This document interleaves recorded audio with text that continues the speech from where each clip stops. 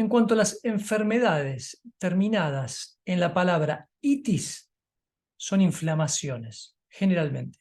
Siempre hay excepciones a todo esto, puede haber una excepción a la regla, pero en líneas generales, acordate que itis son inflamaciones y que a su vez, por lo general, casi todas las enfermedades terminadas en itis son en la fase de reparación, en la PCLA. ¿Se acuerdan que la fase de reparación está PCLA, epicrisis, donde se agudizan los síntomas, y PCLB?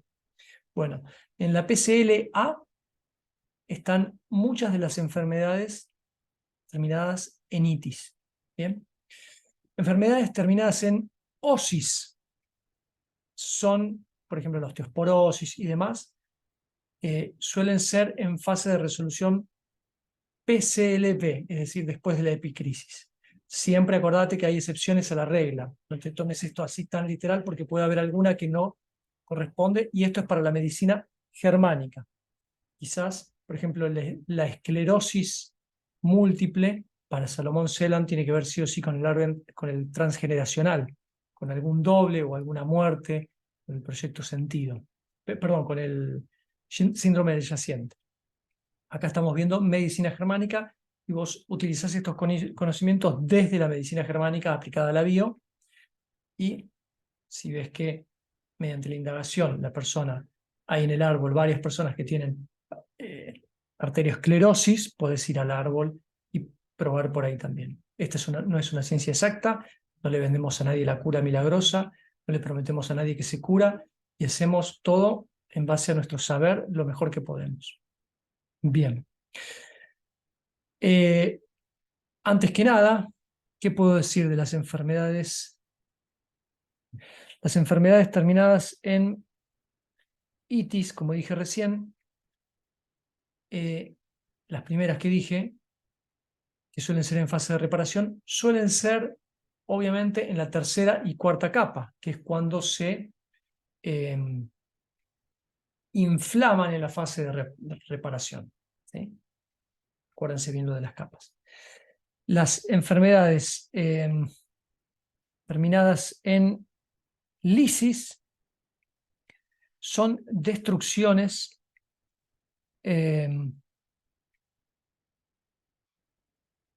son destrucciones celulares. ¿Sí? Acuérdense que las enfermedades terminadas en lisis son destrucciones celulares. ¿Sí? Osteolisis, etcétera, etcétera, etcétera. Y lo terminado en osis, como dije recién, osteosporosis, arteriosclerosis, son degenerativas. ¿Sí? Son trastornos crónicos de los tejidos o partes del cuerpo, o degenerativos. ¿Sí? Acordate, los dije en desorden, en base a como los tenía acá en los apuntes: enfermedades terminadas en itis, en osis y en lisis. ¿Sí? ¿Qué más podemos decir? Las enfermedades terminadas en oma son tumores: carcinoma, melanoma, sarcoma, adenocarcinoma. Siempre hay alguna excepción, acuérdense, siempre. Las enfermedades terminadas en emia, enfermedades que afectan algún órgano. ¿Sí? Perdón, las enfermedades terminadas en emia son presencia de sustancias en la sangre: leucemia, anemia. ¿Sí? No todo es tal cual la regla. Las enfermedades terminadas en anemia son enfermedades que tienen sustancias en la sangre, pero siempre hay excepciones. Opatía, enfermedades que afectan algún órgano. Por ejemplo, maculopatía, ¿no? De los ojos. Las enfermedades terminadas en algia son dolores, neuralgias. Las enfermedades terminadas en uria, presencia de células o sustancias en la orina. Las enfermedades terminadas en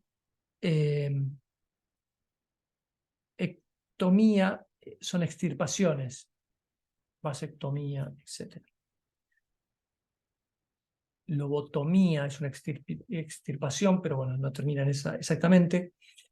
Dice, siempre hay que tener en cuenta que puede haber palabras que tengan estas características, perdón, y no terminen así. Y otras que terminen así y que no se ajustan a esto. Pero en líneas generales, si te lo memorizás, es difícil de tenerlo todo en la memoria, pero si lo tenés ahí como un apunte, te es más fácil tenerlo en cuenta. ¿Sí? ¿Qué más podemos decir? Las fiebres suelen ser eh, en la primer capa, en el endodermo. Como dijimos, la definición de las enfermedades terminadas en lisis son lesiones, telanoma, melanoma, mioma, fibroma, todas son cáncer.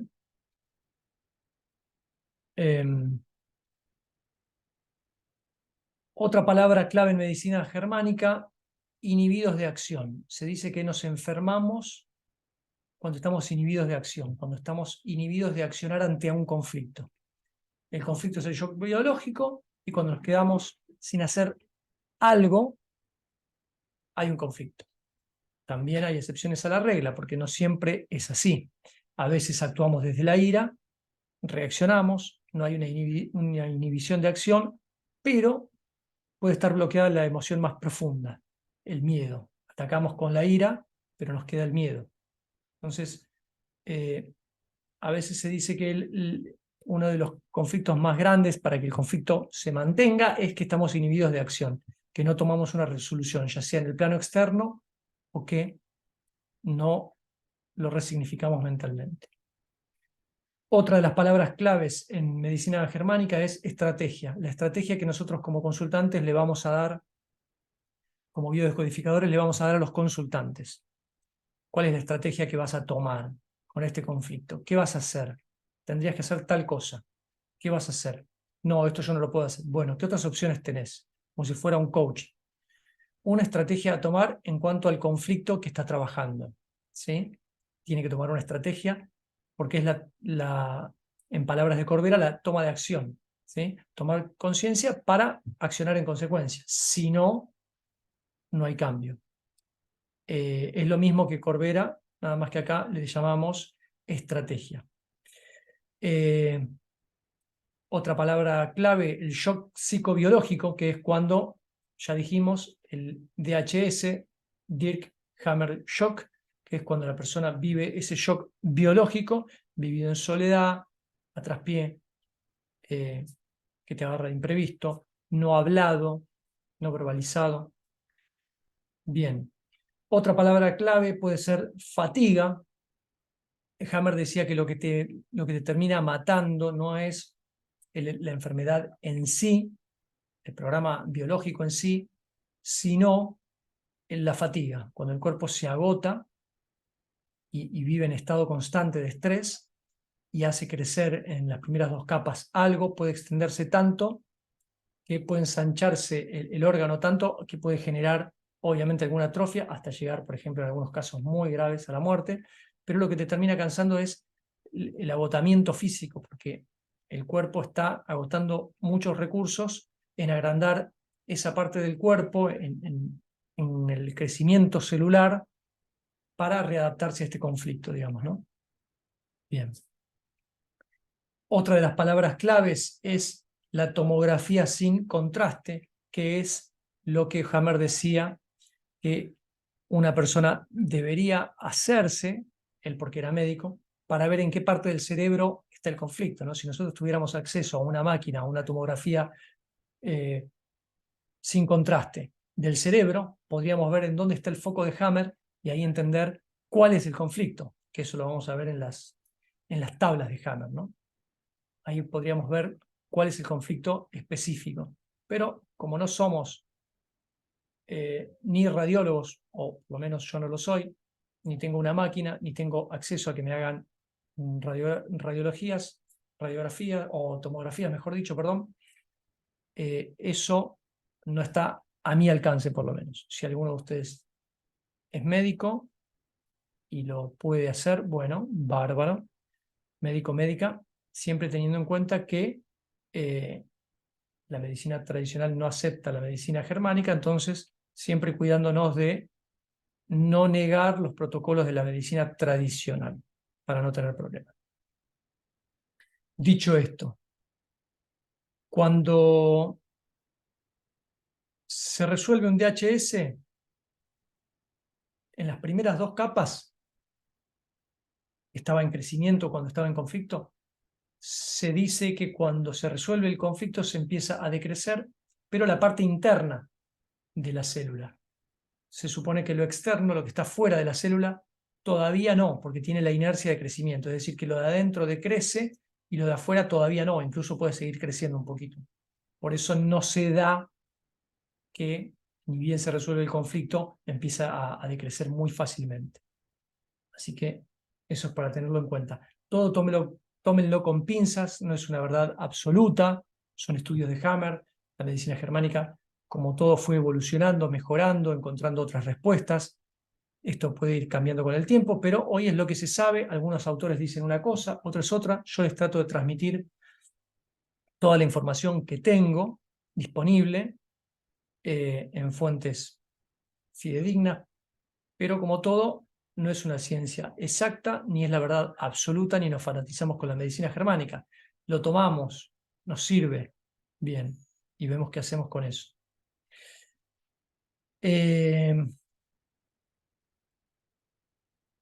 Siempre hay excepciones a la regla.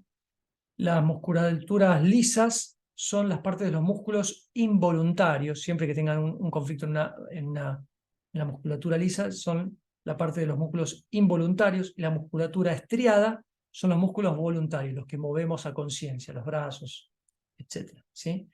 Un ejemplo de musculatura lisa involuntario sería el intestino, que se va moviendo sin nuestra conciencia para hacer la digestión y hacer transitar los desechos, ¿no? Las heces hacia el recto y hacia el ano.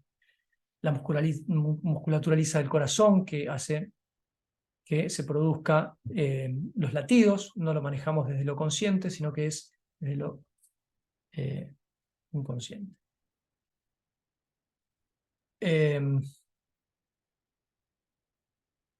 Bueno, los maestros de Pasteur fueron Henri Laborit y Anthony Béchamp, y ellos se supone que estaban en desacuerdo, o ellos decían que los microbios y las bacterias no eran lo que enfermaban al ser humano, sino que eran los que estaban ahí por parte de una evolución y que ellos nos habían ayudado a evolucionar. Después vino Pasteur, que fue discípulo de uno de estos dos, no me acuerdo si de Laborit o de Béchamp, lo pueden buscar en internet. Y él dijo que no, que esto aparentemente dicen, no es una verdad absoluta, que le robó las patentes. Dicen, no lo sé, no voy a generar controversia, le robó las patentes a su maestro, que fue uno de estos dos. Lo dejamos ahí. Otra palabra clave en medicina germánica, la brújula de Hammer. La brújula de Hammer es eso que vieron en el PowerPoint del primer video, ese cuadro donde muestra la simpaticotonía, la vagotonía normales, la normotonía. Y cuando viene el conflicto, fase activa, fase de resolución con la epicrisis en el medio. Esa es la brújula de Hammer, donde te dice PCLA, la primera parte de la fase de resolución, y la PCLB, ¿sí? Acuérdense del cuadrito ese, y en el medio está la epicrisis. Y para atrás está la fase de conflicto, obviamente, ¿no? Fase de conflicto, simpaticotonía, fase de resolución es vagotonía con la epicrisis en el medio, que se divide en dos, PCLA y PCLB.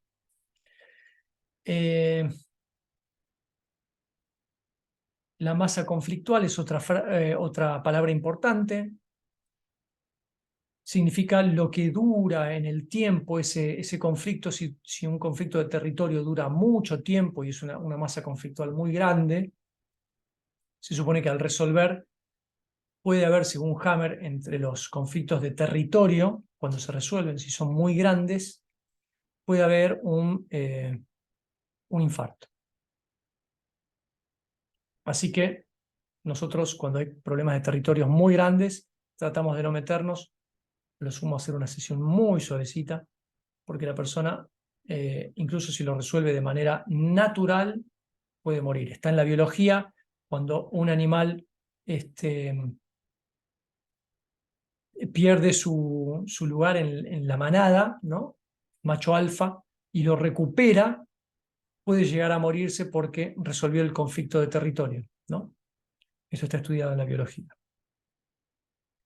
Otra palabra clave son los raíles. Los raíles son las situaciones que el subconsciente las toma como parecidas y que me asocian al conflicto original y me despierta algo parecido. Los raíles vendrían a ser algo parecido al engrama, vendrían a ser algo parecido a una situación que el subconsciente la toma como algo igual que me recuerda al conflicto.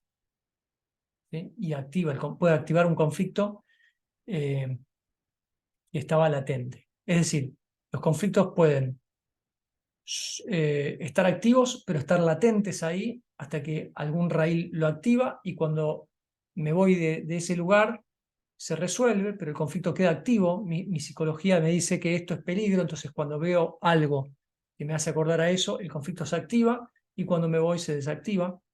Hay conflictos que permanecen latentes mucho tiempo, que están activos en fase activa mucho tiempo, pero bueno, hay que entender eso, ¿no? A veces un conflicto se activa y queda mucho tiempo activado en fase de conflicto activo. Otras veces se activa, como dije recién, no sé, en tu trabajo, o cada 15 días cuando vas a ver a la suegra o al suegro, o a tus propios padres, o no sé, a un hermano o a un amigo que ya no te llevas muy bien, lo que fuera. Si vas una vez al mes y ese amigo te activa un raíl parecido a un conflicto que tuviste con tu madre, con tu padre o con quien fuera, ese conflicto se activa, pero si no lo resolves psicológicamente con el cambio de percepción, cuando te vas, se desactiva y queda latente hasta que lo vuelvas a ver, o vuelvas a ver a alguien igual que te recuerde a esa situación, ¿sí? Los focos de Hammer. Los focos de Hammer son esos focos que les dije que se producen en el cerebro cuando hay un conflicto, choca en la mente, en el cerebro, y luego se traspasa al cuerpo, ¿sí? En las tres partes. Ya eso lo dijimos, no está de más decirlo. Tenemos, según algunos autores, vieron que estaba el DHS programante o la creencia programante y el DHS desencadenante o creencia desencadenante, por la que la persona va a una sesión, ¿no? Cuando se activa el conflicto.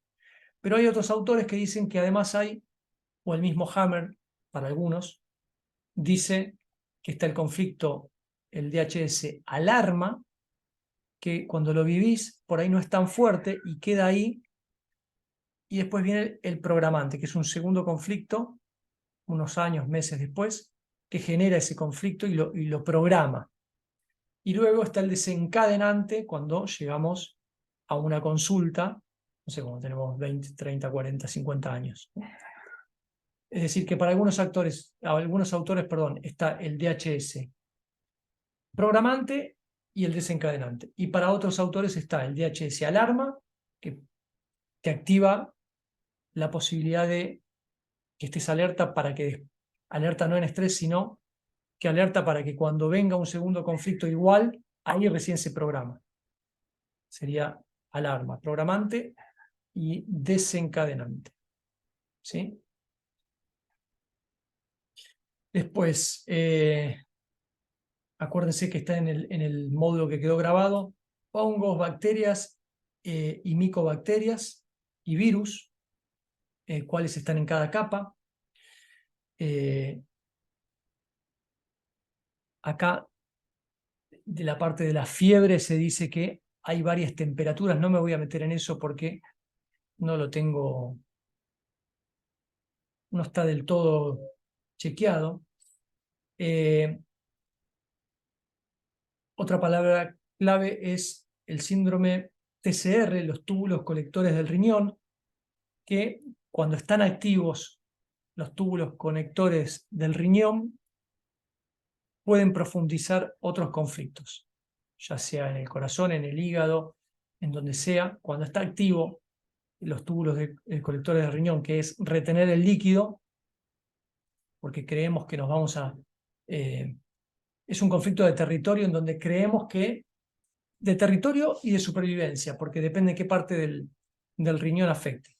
Pero cuando están afectados y hay retención de líquido, donde se generan ojeras y demás, si a su vez hay otro conflicto, lo empeora. ¿Sí? Bien. En cuanto a las pandemias y epidemias, la medicina germánica dice que son conflictos generales del inconsciente colectivo general de ese momento histórico, digamos, ¿no? Que no suelen ser por virus ni bacterias. Eso es lo que dice la medicina germánica.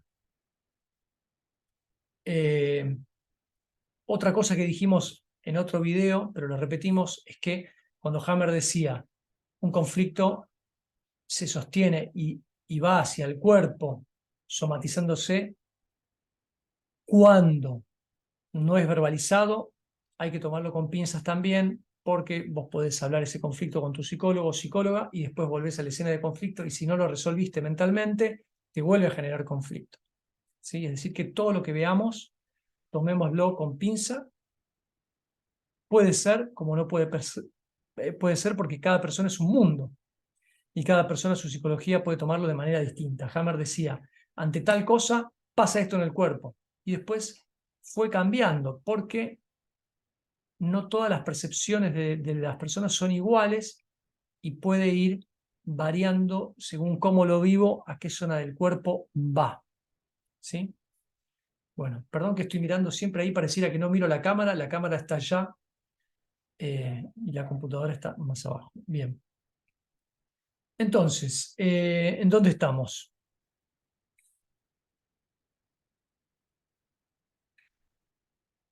Es importante reconocer la fase de resolución y la fase de conflicto, ¿no? Cuando hay insomnio, por lo general en la fase de conflicto hay insomnio, hay estrés, no se puede dormir, hay falta de hambre, el cuerpo está frío.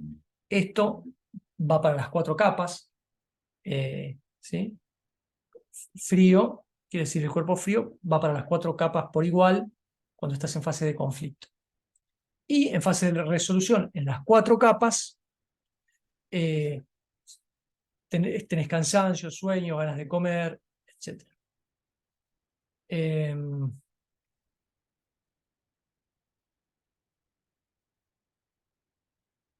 Cuando se resuelve un conflicto, el DHS, que estaba en un foco de Hammer en el cerebro, cuando estás en conflicto activo, se ve en una tomografía sin contraste, se ve como dianas concéntricas, ¿no? Como aureolas. Y cuando se resuelve el conflicto, se ve como algo más edematoso. Cuando se resuelve el conflicto es cuando se empieza a como llenar se empieza a vaciar de agua, de los líquidos, ese edema empieza a decrecer y es cuando tenemos ganas de orinar. Es decir, que cuando estamos orinando mucho es que se está resolviendo un conflicto. ¿Sí? Se supone que es el foco de Hammer que se está resolviendo. ¿Qué más? Otra palabra clave, la anamnesis, que es la indagación que hacemos nosotros al consultante de la historia del consultante para ir focalizando mejor hacia dónde va la consulta, hacia la medicina germánica, transgeneracional, etc. ¿Sí? porque si esto fuera medicina germánica, solo nos basaríamos en medicina germánica, pero como es biodescodificación todo el curso, tomamos lo que sabemos de la medicina germánica y hasta donde nos sirve la usamos, y si vemos que no entra, tenemos el módulo de transgeneracional aplicado a la bio, como todo aplicado a la biodescodificación.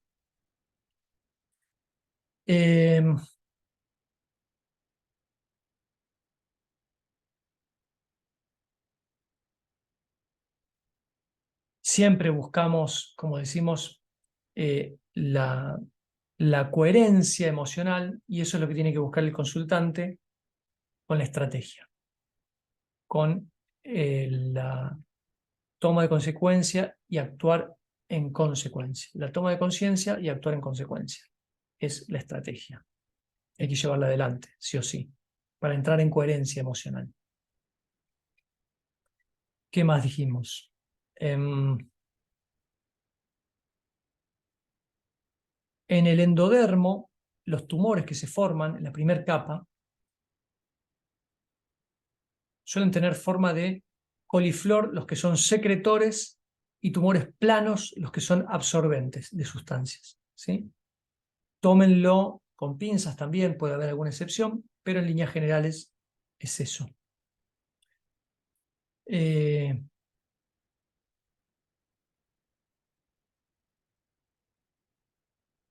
más podemos decir del mesodermo? El mesodermo antiguo es la parte de la piel reptiliana, es lo que está debajo de la epidermis, sería la dermis, ¿sí?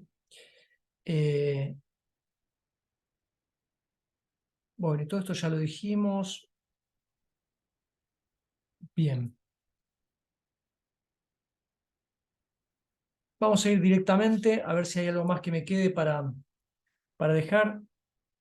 Hacer un repaso de la primera capa, es el tronco cerebral. Los órganos que afectan ya lo sabemos. En fase activa, aumenta el crecimiento celular o la función del órgano se acentúa. Y en fase de resolución, decrece mediante los hongos y micobacterias que comen esos tumores para que vuelva a la normalidad. Y si esas bacterias no están, esos hongos y micobacterias, se encapsula. Se puede encapsular un tumor cuando se resuelve el conflicto y no están las bacterias, pero atentos que si el conflicto se reactiva, aunque ya haya sido resuelto, se reactiva por el mismo shock biológico que no lo podés manejar, se dice, Hammer decía que se vuelve a crecer por más que esté encapsulado, que son los quistes, ¿no? Los quistes son tumorcitos encapsulados.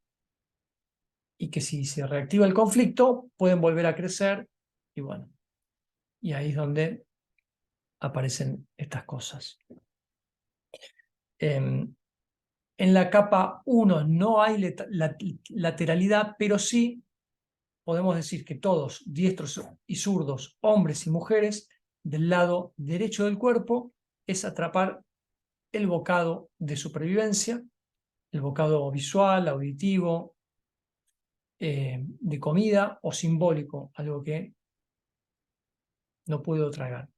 Y el lado izquierdo del cuerpo, ya lo están viendo al revés, el lado izquierdo del cuerpo es seas zurdo, derecho, hombre o mujer, en la primera capa, siempre va a ser el no puedo deshacerme del bocado digesto que tiene que ver con la supervivencia. No puedo deshacerme del bocado real de comida, del bocado visual, del bocado auditivo, no me puedo deshacer del lado izquierdo. Seas zurdo o diestro, la primera capa funciona así. Esto es porque cuando el feto se está formando en los primeros días, es como un anillo, el feto es como un anillo, y toda la primera parte es la parte que tiene que ver con lo que digiere, y la segunda parte es lo que excreta. Y después, cuando el feto se termina formando, la primera parte queda como del lado derecho, pertenece a eso, y del lado izquierdo pertenece a la parte excretora. Los órganos que están involucrados, ¿no? Digo, en esa primera etapa embrionaria. De la segunda capa podemos decir que el foco de Hammer afecta en el cerebelo. Las partes del cuerpo ya las vimos, son los órganos de protección, ¿sí? Que protegen el corazón, los pulmones, los órganos digestivos, protegen la meninges, el cerebro, etc. Ya está todo en el video. Su función en fase activa es igual que en la primera capa, crece en fase de conflicto y se achican en fase de resolución. Y acá empieza a haber lateralidad desde la segunda capa hasta la última. Hay lateralidad, si sos diestro o si sos zurdo, depende. El lado derecho es el lado de los pares para los diestros y el lado izquierdo es el lado de las jerarquías, madre e hijo, para los diestros.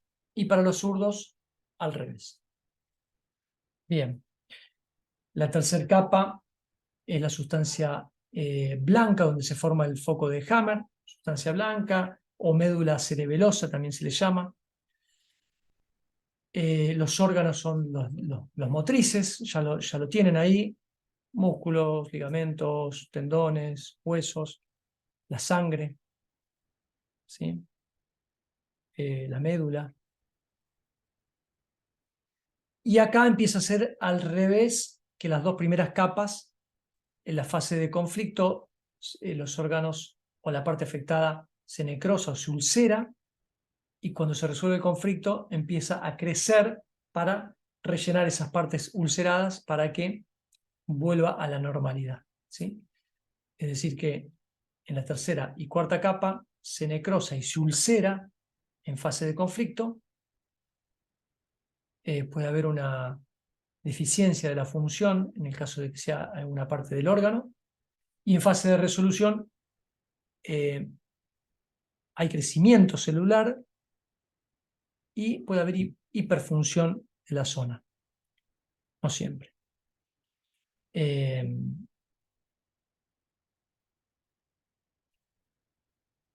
Y en la cuarta capa estamos hablando del neocórtex, y los órganos afectados son, bueno, ya dijimos, partes de los órganos de los sentidos, lo que tiene que ver con la relación con los demás, ¿sí? Y otros órganos. En fase de conflicto y fase de resolución es igual que en la tercera capa. Necrosa o se ulcera en fase de conflicto y hay crecimiento celular para rellenar eso en la fase de resolución. Y hay lateralidad, como dije.